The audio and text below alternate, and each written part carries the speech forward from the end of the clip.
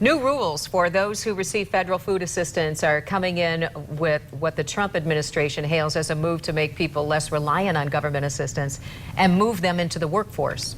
But the rules will impact thousands of families here in West Michigan in ways that advocates for the poor say will make their lives harder. Barton Dieters is here now with a story all new at 6. Barton?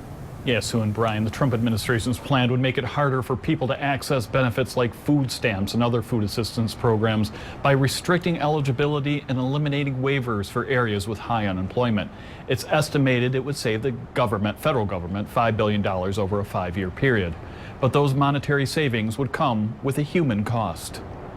And it will have a negative impact on the elderly, the disabled, students, people who are doing the best that they can to make ends meet. So at the heart of West Michigan United Way offices, I sat down with folks who oversee food pantries in West Michigan.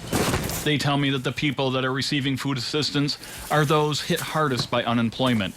And in King County, even with its economy, United Way sees that 40% of households struggle to meet basic needs. 34% of Black and African American households are receiving food assistance, over 17% of Hispanic and Latino households, and only about 11 or 12% of white households.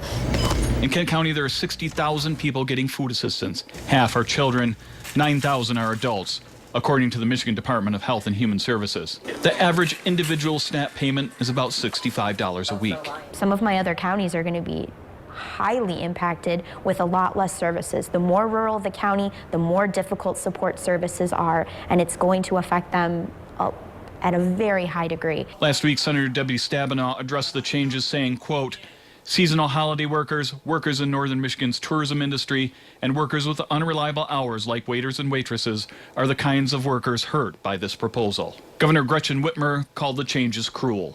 These modest benefits through the SNAP program can help children go further in school and in life. They can help adults stay healthy and seek jobs. So we strongly oppose the proposals from the Trump administration.